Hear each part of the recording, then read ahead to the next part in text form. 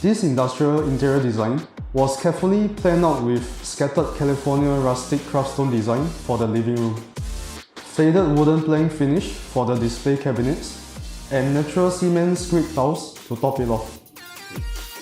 Black conduit pipes line the walls and ceilings, while exposed wall areas further amplify the space visually.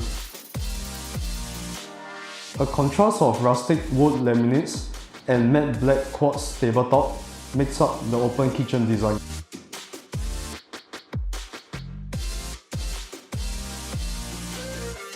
At the end of the day, strategically selected furniture further adds to the quality of the finished design.